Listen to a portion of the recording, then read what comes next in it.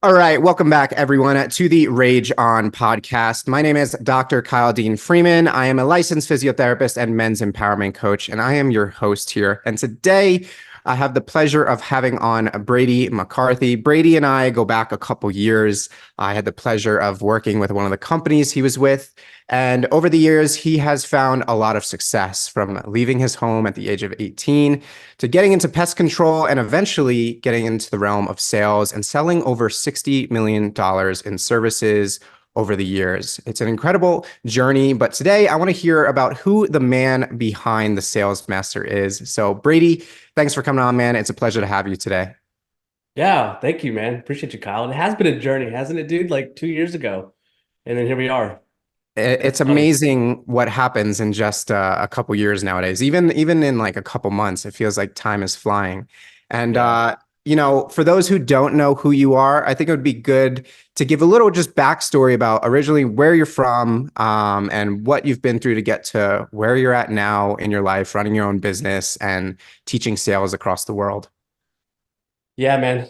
So long story or a short story that could be really long. I was in the corporate world of sales for about 15 years. I call it babysitting. I was just babysitting a bunch of sales reps at the time.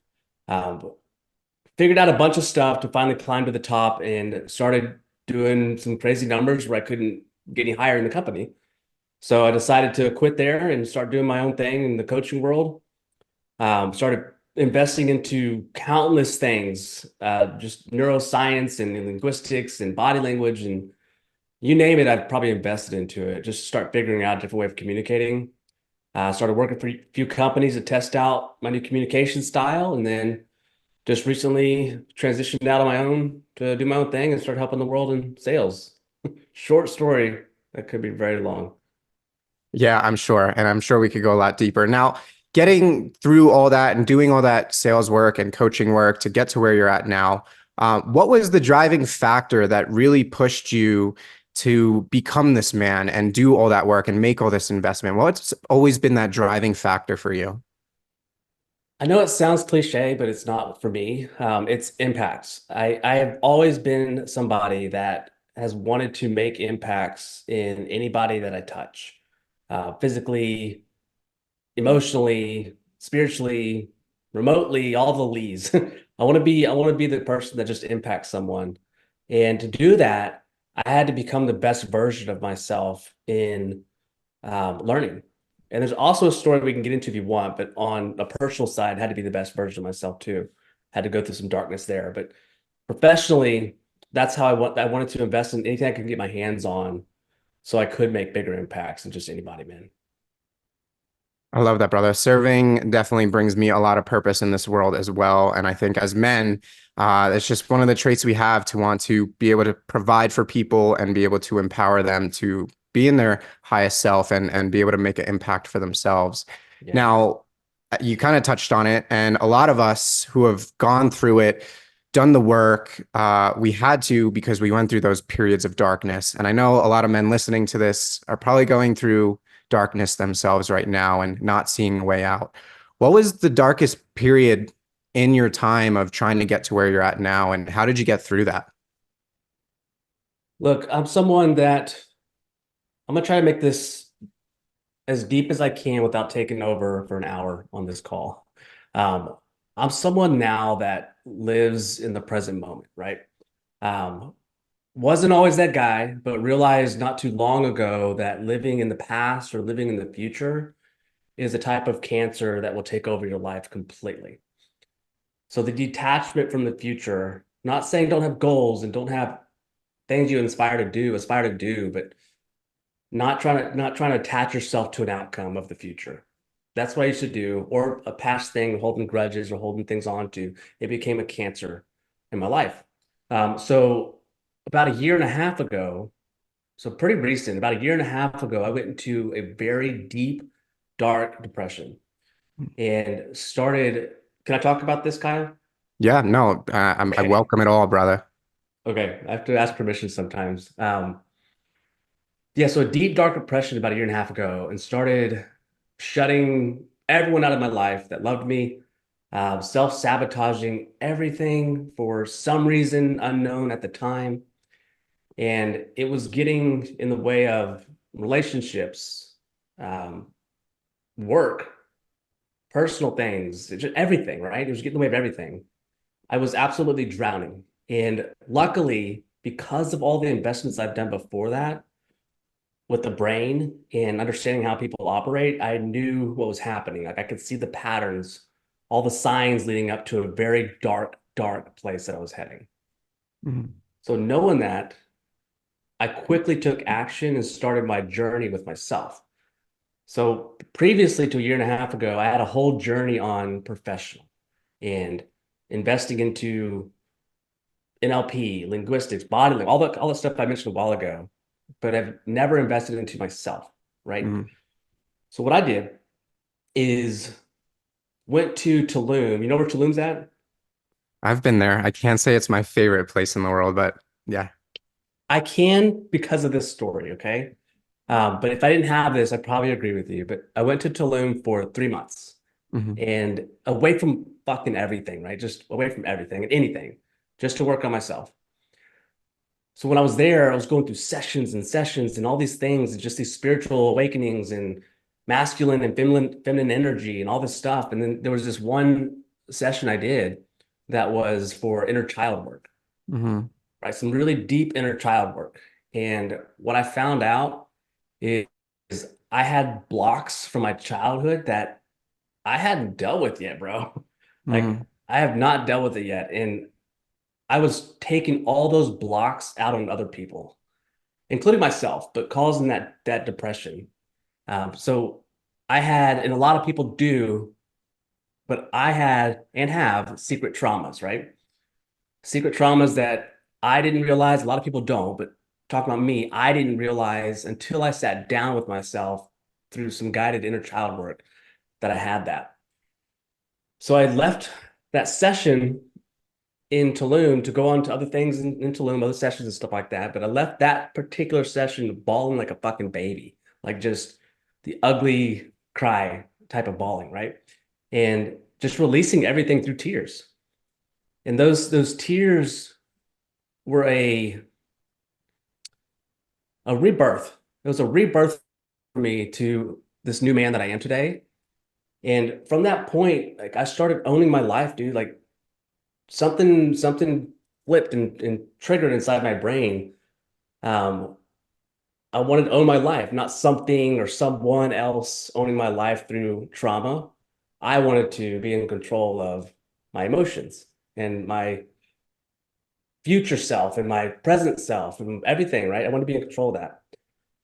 So it's been about a year and a half, and there's a lot of stories in Tulum with that stuff I mentioned, but it's been about a year and a half now. And since that moment, I still meditate on that to remind me of me, right? I think there's still work to be done.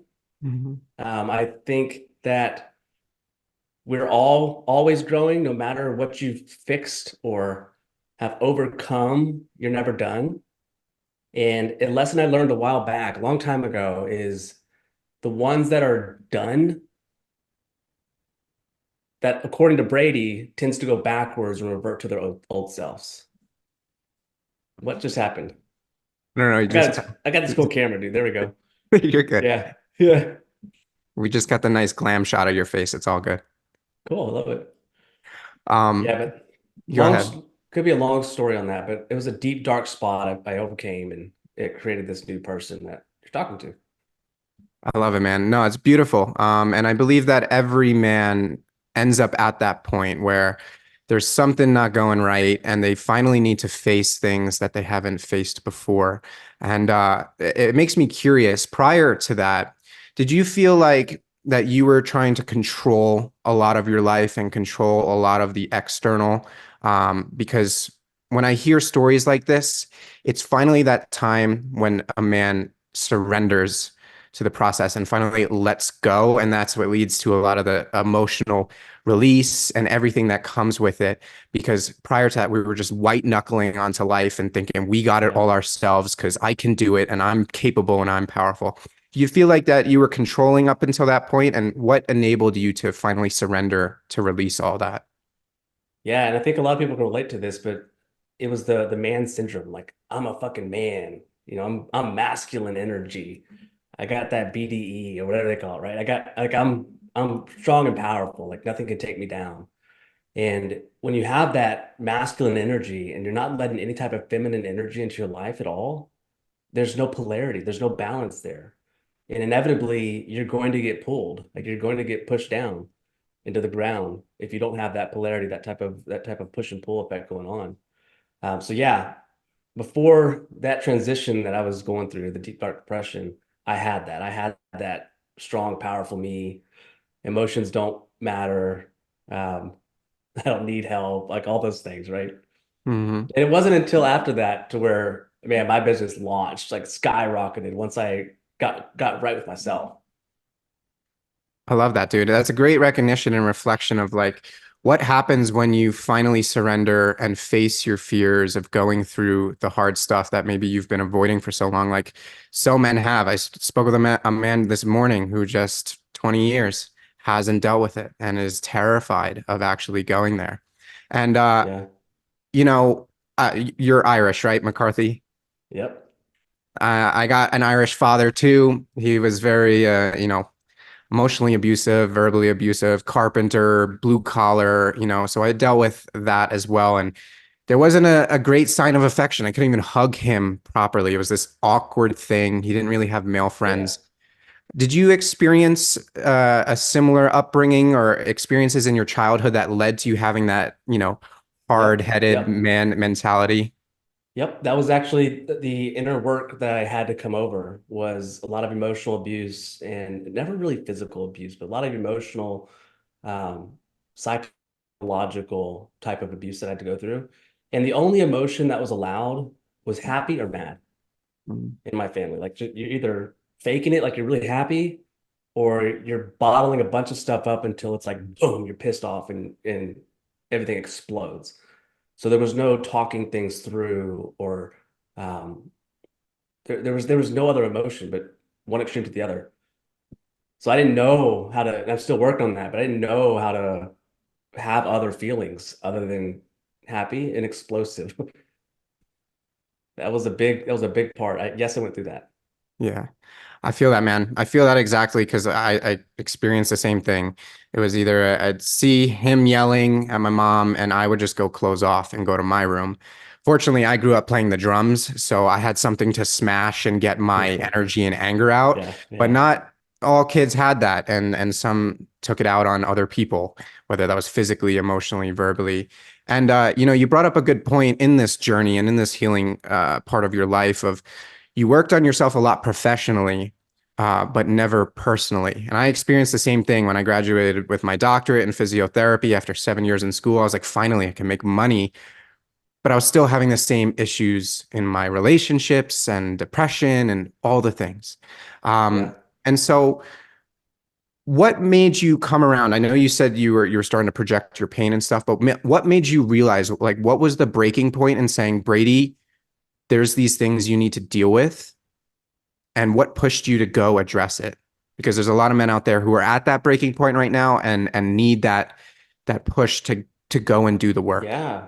Yeah. And for me, it was a random moment where I'm like, who do I have? Like who do I have that I can like go talk to and just be a friend with? I don't know why that came into my brain one moment, but it did. And I'm like, I fucking have nobody. Why? Mm, Like, why don't I have somebody aside from my family, like my kids and my wife and stuff? I had nobody, like nobody externally that I could hang out with. And that's because I was pushing people away. I wouldn't allow it. I would self-sabotage happy things because I had some work to do. hmm. Yeah, but that Yeah, was the line in the sand then. yeah, yeah. We all have those unconscious triggers that might come up, and until we like recognize the pattern, we continue those cycles. And a lot of men out there continue those cycles. I just watched Shrek the other day for the first time in years, and I don't know if you've seen it, but I was just like, oh my God, this is like the stereotypical man who just has been hurt and just avoids and closes off because he's fearful of that pain coming up.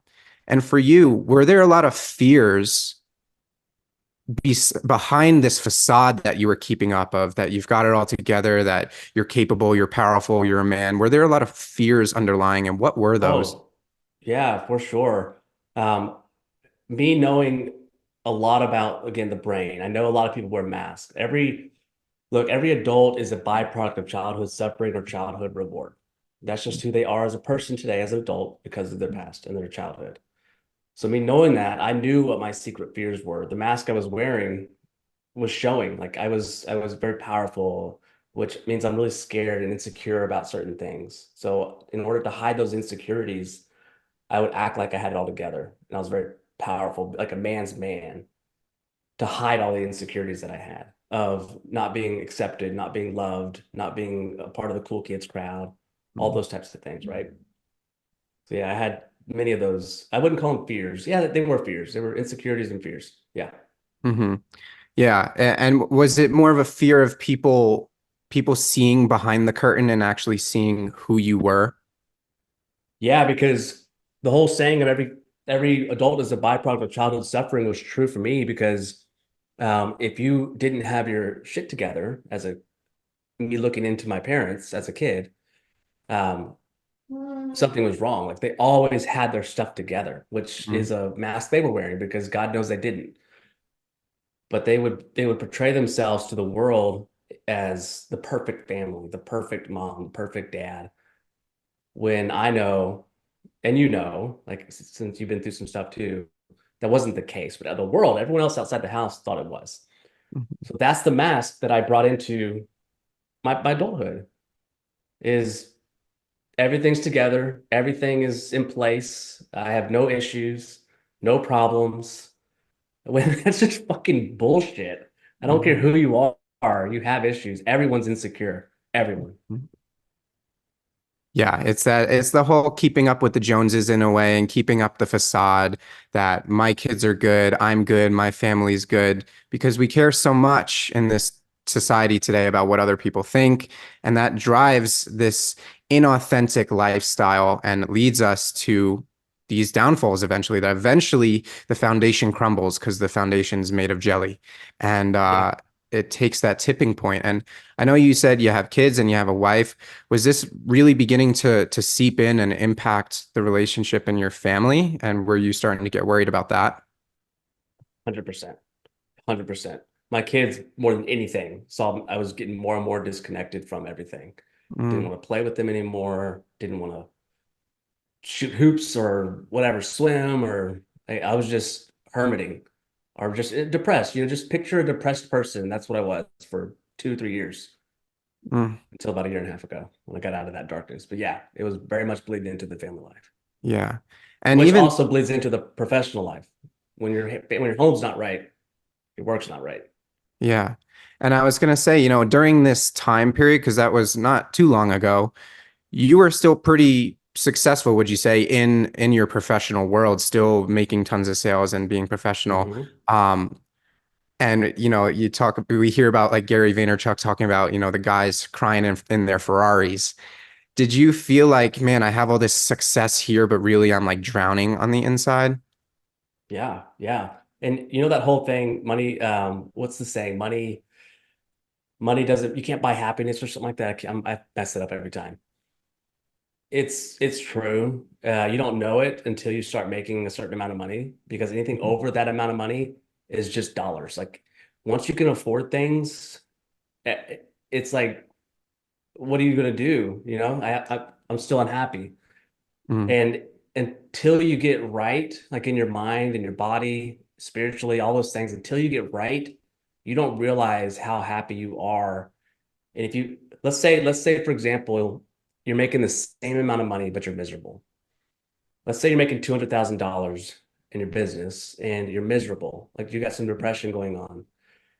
And then you go get fixed. What if that looks like? Well, you're not mhm, broken. You go get aligned. No one's broken. You'll get aligned. And then you come back and you still make the same amount of money. You're still making $200,000. It's going to seem like you're making $1 million a month mhm, because you're so happy and you're able to share that with your family, with your friends. It just means something different. It's hard mhm. to explain that actually. I've never said that out loud. Love it. Hey, that's why Yeah. we have these conversations, just going in there. Yeah. Um, and through this, I'm sure you felt like you might lose it all, whether it be professionally, personally, your family, all the things.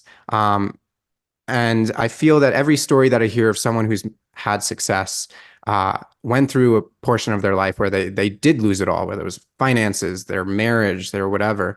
Was this that moment for you, or were there other Yeah. times where you felt like you lost it all? No, no, this was the moment. This was the back against the wall. If you Mm, don't do something, you will be on the streets homeless.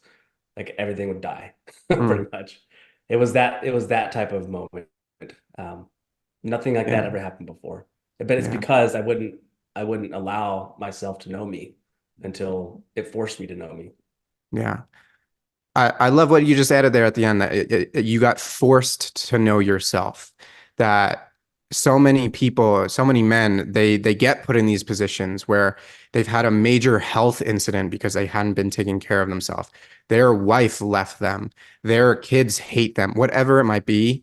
So many men come where life, God, whatever your faith is pushing you to finally go, what are you going to do?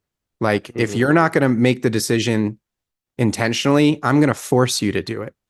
And do you feel that was necessary for you to really be pushed into the corner, or do you feel you wish you didn't have to get to that point and that there were No, signs that you could have taken intentionally from the I start? struggle with this, dude. I struggle with this because I also believe that everything happens at the right time. It's all divine timing. Mhm, Everything. I wish I would have done something 10 years ago, right? And if I did something 10 years ago, I might be a different person than I am today, but it's not who I was supposed to be today. mhm. Does that make sense? So it's all Yeah. divine timing. Everyone has their time, their moment to align themselves, if whatever that means for whoever's listening. And if you don't start looking at those signs, I think that is a better answer. If I would have looked at those signs before, because they were there, if I would Mhm, have looked at those signs and took action before, I wouldn't have had to go through the deep, dark depression I went through and almost losing everything mhm. 2 years ago, whenever it was. Yeah. And so now that you've kind of gotten on the other side of the fence, you're still doing a lot of the work, but you've gotten on the side of the fence. You went through that deep spiritual journey, healing journey. Um, what did you learn to give up control on the other side of this? We talked about how it requires you to surrender into that process to see yourself. What have you learned to give up control on this other side since that journey began? Two things come up for me with you asking me that. One, to answer you directly, to give up control of outcome. So give up control of like even on so I teach sales. So my thing is sales training. So even attaching yourself to making XYZ numbers for the month. I've always preached it, but I don't think I've ever done it until about 2 years ago, year and a half ago. And detaching yourself from that outcome just makes you more attractive. It just makes you more sexy on sales calls, right? Detaching myself from any outcome of wish this would have happened. Like I've been doing XYZ, but this thing didn't happen. Like, damn it, now I'm depressed. So like getting myself away from those outcomes and just staying whatever's happening right here, right now. I can control this. Like whatever I'm going to say next, I can control Mhm. this. Can't control 5 minutes from now. I love that. The And second thing that came up, yeah, sorry. yeah, oh yeah, go ahead. Yeah. The second thing that came up, I don't even know if it's relevant, but it just came up. Um, a lot of reasons for, not a lot of reasons. So before I aligned myself, I used to, not at the time knowing it, and I'm babbling right now, but I'm getting to a point. At the time, I didn't know I was doing it until I got aligned, but I was having a huge head. Like as my success started getting bigger and bigger, and I was getting more recognition online, my head started getting bigger and bigger with that. It was almost like I'm owed at that point. Like people owe me something. Like they owe me, you owe me your attention. Like you owe me whatever. Almost like bow down to me in a sense. Not that Mm, extreme, but I had that problem. And I don't need more because that problem is also expectations for the future. So having that, what am I trying to say here? As whoever's listening, as you start growing and your business is scaling, stay humble. That's the point. Stay Mhm. humble, and you'll have more success in that. It feels to me when you share that and what you were getting to, it feels like you went through a bit of an ego death Oh as yeah, you went through that's the way this. to put it. I have a Yeah. hard time verbalizing that topic, but yeah, an ego death. Yeah. And yeah, because you want people to recognize you. You want people to come to you and all those things and like let me be known. And I know I've felt that too because for when I was a kid, like it was just everyone talked over me. Everyone else's opinion was more important than mine. I was wrong all the time. And I just had this like, I just want to be right. I just want to be recognized. I want someone to fucking listen to me. And I Yep. know there's so many other men out there, and it sounds similar with you that are have gone through that, and that it plays in that wound, that emotional wound plays into this ego part. Yeah. But now that you're on the side, now that you've had this form of ego death, you've found not only has your business improved significantly, how else have your relationships improved, whether that be professionally, your family, and in all other realms? Yeah, I'll answer that. And before I answer that, to piggyback on something you said, man, the Yeah. way you acted, like you wanted to be seen, you wanted to be fucking heard, like all those things. A lot of people have that problem, in especially adult men. And what I think is important to know, there's two sides of judgment that can happen. One, judgment on yourself for having to act that way because of your childhood upbringing. And then the Hmm. second one is wearing a mask because we're afraid of being judged and not seen. Hmm. So I think if we can look through the lens of like literally everyone has a situation, like everyone's fucked up. We're all messed up. If we Hmm. can have that situation in our mind, we start to judge less and we start to not care so much about how you're viewed in the world, Hmm. right? So I think just having that topic in your head of everyone is acting the way they're acting because of upbringing. That Yeah. something made them act that way. They're not just being an asshole to be an asshole. Something Hmm. happened in their life for this to happen, right? Um, but to answer your question, man, significant changes. It's like it's almost like I allow I Hmm. allow friends now. I allow people in my life now. I invite it, like I want it, and I cherish it, and I nourish it. So not just personal family is amazing, but business same way. Relationships. You and I talking, man. I would have done this about a year and a half ago, 2 years ago. Like no way in hell. But I invite these things because I want impacts even more now in relationships and all that stuff, Kyle. Massive impacts. Yeah. Yeah, brother. And have you learned the power of vulnerability on this other side? Yes. Yes. Well, what's your you explain to me what's your definition of that question? Well, I would say I had to learn that vulnerability is our secret power, that a lot of us are fearful of our darkness, are fearful of other people knowing our darkness, our skeletons, our embarrassing moments, our real truth, because then we won't be seen, accepted, loved. It all comes down to love every single time, that we Hmm. won't be loved, right? Yeah. Because we've had people who didn't love us. And so we fear being vulnerable and going into those sensitive areas. But if there's anything that I've learned is that when, I was kind of influencer, creator, got into coaching, all this stuff. So I've been through the gamut. And I learned that people came closer, people resonated me with me more when I said the things that most people don't say. When I And you said the never would have thought things. that in a million years, would you? Mhm. Yeah. Sorry to interrupt you. Go ahead. No, you're good. But yeah, back then I never used to think that, but it was more so just my fear and my ego and all those things getting in the way of actually building relationships and Yeah. recognizing when you can get to the other side and just say, fuck it, and let go and surrender. That vulnerability has become my power, that it allows people to feel themselves in my own story and see themselves. So, in what ways has learning to be more vulnerable and open up as you are today, something you wouldn't have done 2 years ago, as you stated. How has that improved your relationships? In one word, empowerment. Like I feel more empowered and the person I'm talking to feels more empowered. It Vulnerability played such a big role in my awakening that I've actually included that in my training, my sales training, which is why I was like, yes, but I wanted to hear your interpretation of that question. Hmm. Um, with vulnerability, it leads to empowerment, whether you're feeling empowered or you're making someone feel empowered. And I teach that now. It was such a Hmm. big factor. I teach that now. Like if you don't make someone feel empowered on a sales call, you've lost the call.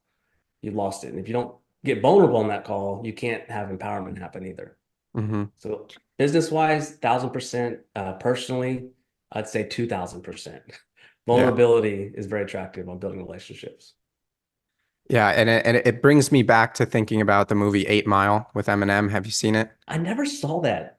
Okay. I never saw that. You need to go watch that sometime soon because there's an amazing scene. I'm going to give it slightly away, but there's a point where, Eminem grew up in the hood and grew up in a trailer, and these other guys took his girl and all these embarrassing, insecure things about his life. And Yeah. he goes to have this rap battle, and he knows, damn, they're going to talk all this crap about all these things I'm insecure about. It's going to make me choke. And instead, he takes his power back by saying, yeah, I did grow up in a trailer park. Yeah, my mom is a drug addict. Yeah, I am a white boy. Yeah, I am poor. Yeah, you did take my girl, and I'm still here. Hmm. Yep. And it was, so go watch it. But it just goes to show what happens when you take your power back by owning your darkness, owning those insecurities. And Yep. what were some of those things, if you feel called to share, that you felt you had to own and just said, and that you were initially insecure about, and said, you know what? I'm not going to let anyone else have this power over me anymore. Yeah, I think for me, man, it was kind of what we talked about a while ago. Allowing allowing that feminine side to come in. Mm, Just that vulnerability is very feminine. And a lot of people think feminine equals woman and masculine mhm, equals man, but it's inaccurate. And I've learned that in the sessions I've been through. You have to have spots in your conversations that feminine energy comes in, and vulnerability is one of those. So I think for me, to answer your question, it was allowing that feminine energy to come in, and then also being okay with the insecurity of people looking at me less than if I were to get vulnerable. Because a lot of men think that if I get vulnerable, I'm not going to hold that authority anymore. People aren't going to look up to me if I share my weaknesses or I don't know, whatever it is. So I had to let go of that. mm.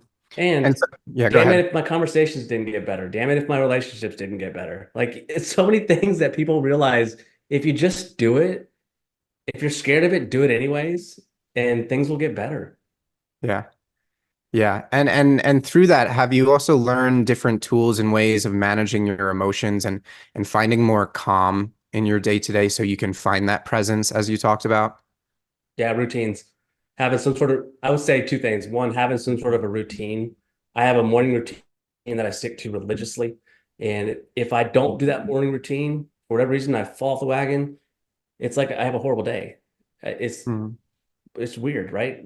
But that routine, having that morning routine, which everyone has a different one. It could be mine's meditation in the morning.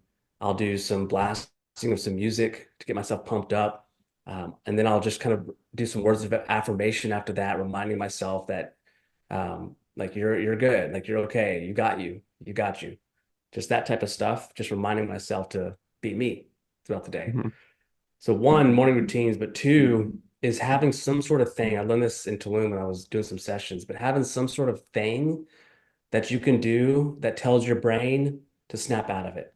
So if you start getting very heated or very um, mad or sad or emotions or anything's happening that you don't want to happen right now, have a thing that you do. And for example, mine is go for a short walk. That short walk, because I'm emotional, I'm gonna go for a short walk, tells my brain because of routine, you're okay. Let's get past this real quick. Some people might be jumping up and down, clapping their hands. I don't know. mhm. Something to tell your brain you're good. I get over it for a second. Yeah, yeah, I call it a pattern interrupt when Yeah. we're getting into that spiral per se, where it's about to snowball into something bad, an argument. I'm gonna get on a sales call and I'm not gonna close because of the emotions that are have risen for me. Um, and so yeah, my thing is typically I love a cold shower. That will Yeah. immediately like shock me. I can't always do I that. hate cold showers, but I understand. Don't you aren't you in Texas right now or Yeah. where are you Yeah. living? Texas. I mean, at least you got some warm weather to get in one. I have some of my clients are like in Canada and they're like, bro, you're gonna make me do a cold shower. And I'm like, you gotta learn to do hard things, buddy. Yeah. Um, That's hard. yeah. And you know, I love you brought up the point of it just comes back to mindfulness that prior to you doing a lot of this work, that you weren't mindful of the patterns. And so you wouldn't know how to change it and it would just lead to whatever going off the rails. Now there's that moment that it's this slight awareness of like, oh wait, there's that thing again. I'm about to do that thing. And let me just pause and witness that and see what do I need to do. And I know that can be the most life-changing thing. And it's so small, but it makes all the Yeah. difference. One thing I Um, do on that, dude, is when I yeah. get I call them triggers. When I get this trigger, excuse me, that happens within, I'll pause like you said, but then I'll ask myself a question. I'll say, is this something I need to deal with? Is this some sort of inner child work that's triggering me, or is this a lesson I need to learn? And usually triggers equal transformation. Mhm. So most of the time, it's a lesson I need to learn. But me just having that one little pattern interrupt too, is this something that's really triggering me, or is this a lesson I need to learn? It makes me respond differently. And that short 1 second question to yourself makes you respond differently in whatever you need to respond to.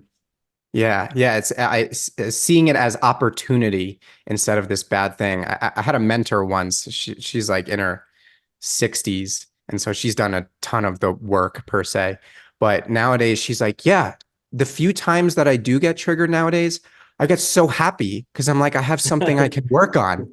And Yeah. and I was just like, oh my God, that is life changing because so many people see, you know, we see nowadays everyone gets triggered by the smallest thing. You called me the wrong name or whatnot, and it's, you know, life goes off the rails.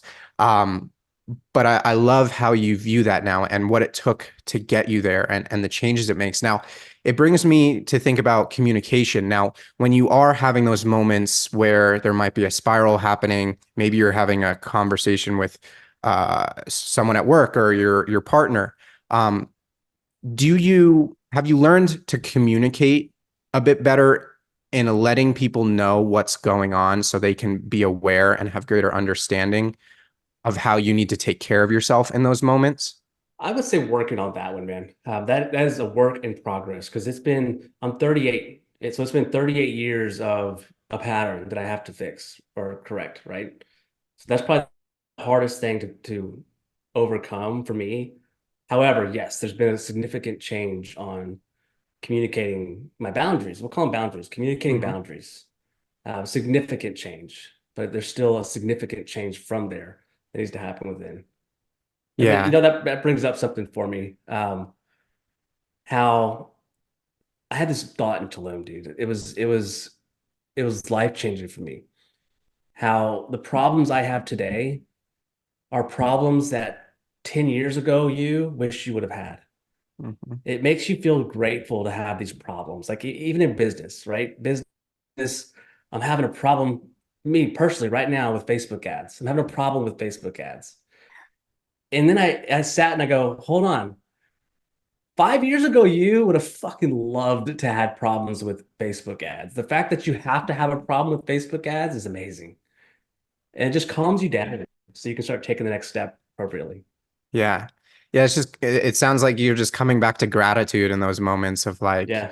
I'm grateful for these problems. Like the guy who's got $100 million business and he's got all these problems, but he's like, you know what, I'd rather have these problems than be broke and 25 again or whatever it may be.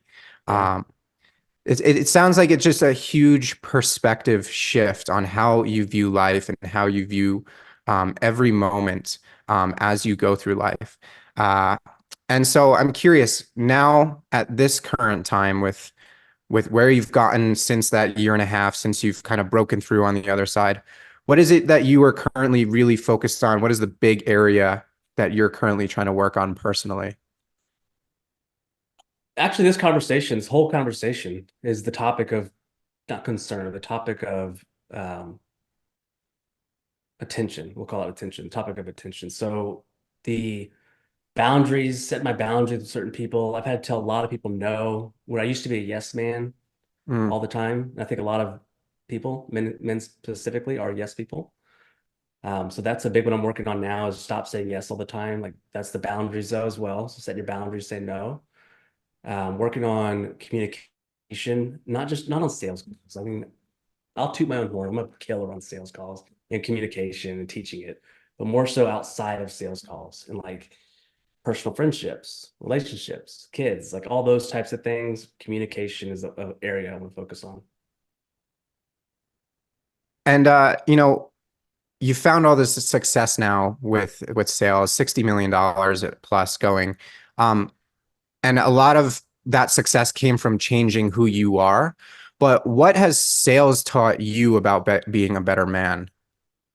Oh my God, dude. Sales, sales is communication, right? Sales is okay, here's one. There's so many that comes up for me if you can't tell by my body language and my tone, right? But a huge one is sales is more about impacts. It's more about, I'll tell you more here. Okay, here's what a lot of people think sales is. A lot of people think sales is I have to give them the aha moment. I have to share value. I have to share value. I have to share value.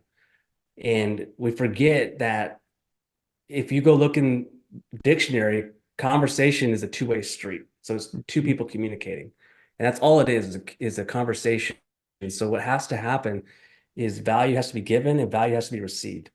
And I think the value received on the other side of the sales call, as a salesperson, a lot of people forget to do.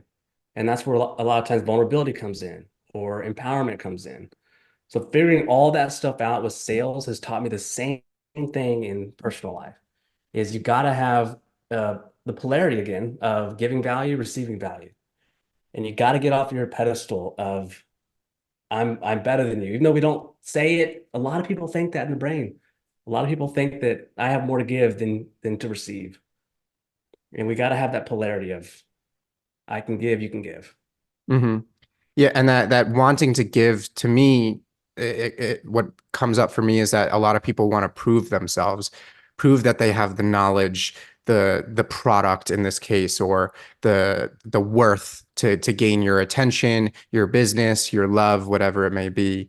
Hmm. And really, what I'm hearing you say is coming back to just sitting back and really listening to understand instead of listening to speak your turn, as they always say. And I believe that's just so powerful.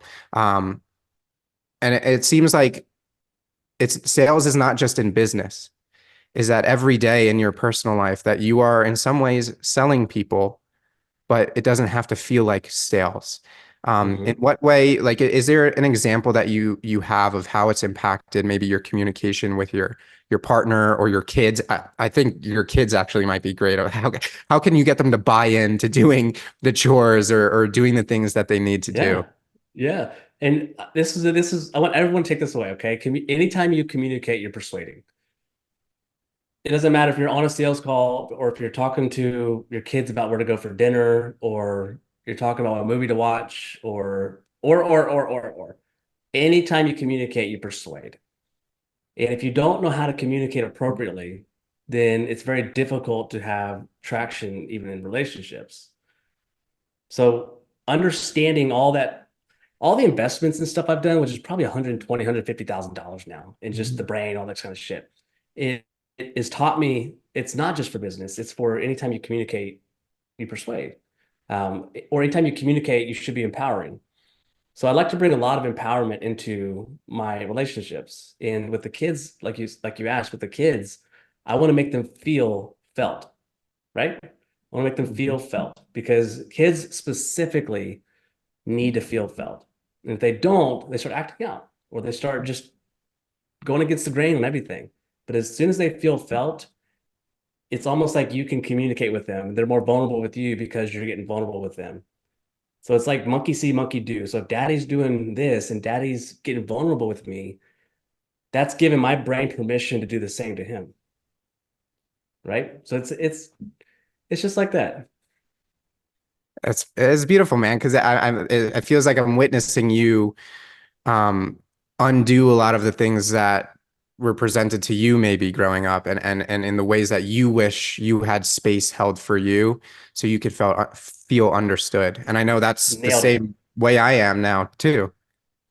Nailed it on the head there. Hmm. Yep. And I think a lot of us are that way. Is I don't there are some anomalies out there. There's some unicorns that had a beautiful childhood, and God bless them. I love it. I love it. Unfortunately, I wasn't that person, and I don't want that same toxic relationship into my family. So it's like hyper aware. People that have that type of relationship are hyper aware, like you said, yourself and me included. Hmm. It's amazing, man. And I think that's just like a lesson that people can, and a lot of men out there can use for all different types of relationships in their life, of just learning to sit back and actually listen to understand and hold space, truly hold space for people, and not always try to fix things, and just see what people truly need. And And I think also on that, if people have that problem of wanting to prove themselves, I don't say problem, that's a bad word, excuse me, but having that situation of wanting to mhm, prove themselves and show how smart they are, which I had that too, and still have it sometimes, is really just to sit with that and understand why do I have this thing? Like why do I have to prove myself? And you're never going to get in alignment until you ask yourself that question. mhm. Whatever mask you're wearing, ask yourself, why am I wearing this? Be with it for a second. You'll start seeing everyone differently. Do you feel you would be able to see all these things all by yourself, or did you need someone or something in your life, such as getting to Tulum and going through all the things that you've done to see those things? I think, dude, this is something I meditated on for a while before Tulum. I think that anybody that's gone through situations as a child can secretly see things, but they're not aware that they're seeing things Hmm. until, for me, I invested into something and they were talking about the different masks that people wear, for example, different masks people wear. And I'm like, I fucking knew that. I just couldn't verbalize it. I couldn't see Hmm. that. I couldn't verbalize it. But you're right. That's exactly what I went through. So yes, I had to invest and get training or just seek counseling on understanding what was happening. But you, me, whoever else has gone through some situations already see it. Like we already know it. We just can't verbalize it sometimes. Hmm. Yeah, yeah. We need someone to put that mirror up to our face. I always say if you want to have your hair looking good in the morning, you got to look in the mirror. But if you don't have a mirror into your personal life and into the patterns that you have, it's hard for us to see it and then know what to do. And that's why so many men are out there in these continuous cycles and not knowing how to get out of it and feeling hopeless, Yeah. because they don't see another door. And so with that, I want to ask you one last big question, and then we'll do some rapid fires and call it a day, brother. It's been a Yeah. pleasure.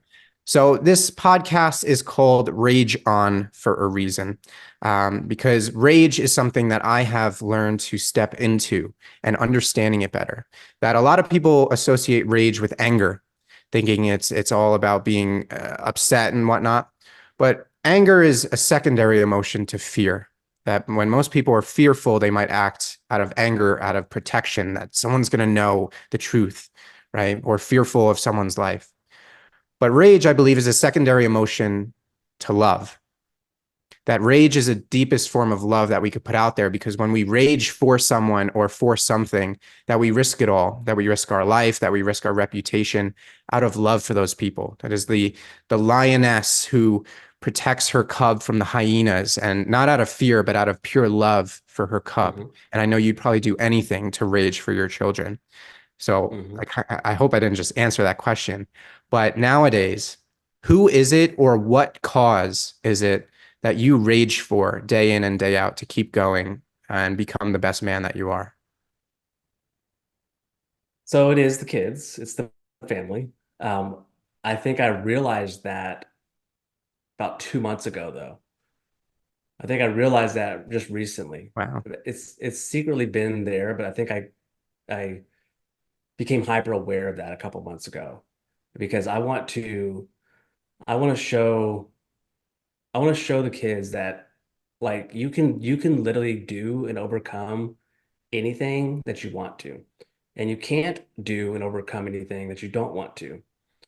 So it's got to be a want, desire, drive, a rage, so to speak, to do the thing. Otherwise, you're not going to give yourself permission to follow through with it.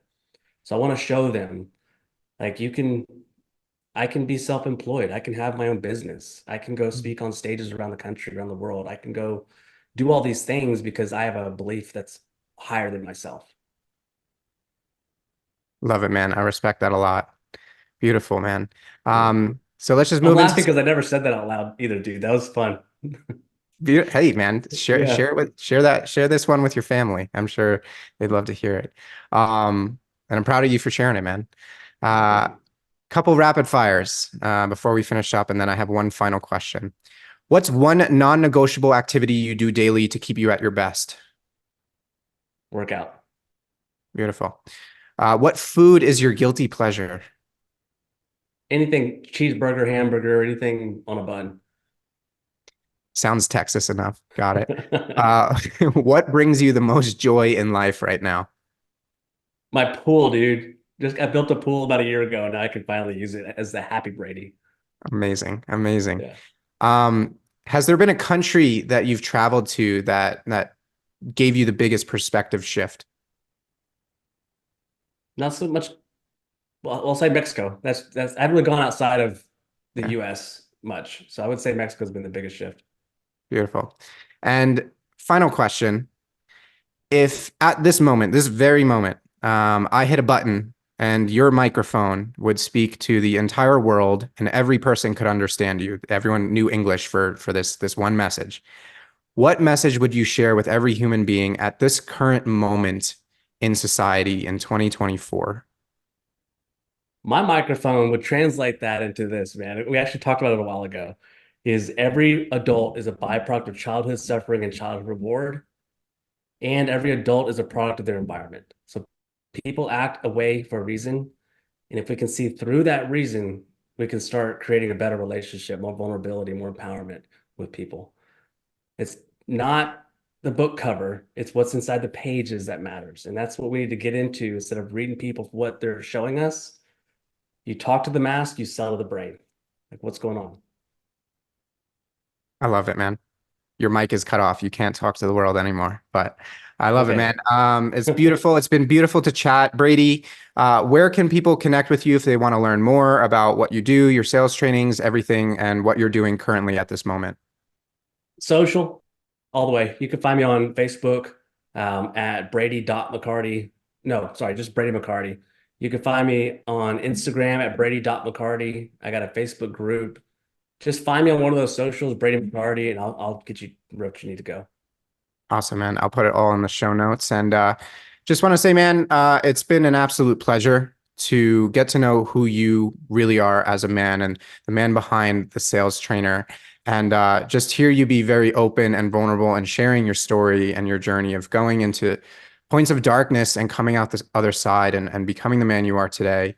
Because there's so many men out there right now who are getting pummeled, made to feel like men are the worst thing in the world. They're toxic, they're horrible, and they really benefit from hearing stories like yourself. And you are making an impact. You are empowering them through the stories and through what you just shared today. So I have an immense amount of respect for you, brother, and I appreciate you coming on today. Dude, appreciate you, Kyle, man. Thanks for having me. A beautiful host. So thank you for asking the questions you asked, dude. Right, John. You're welcome, brother. All right, Brady McCarthy, everyone.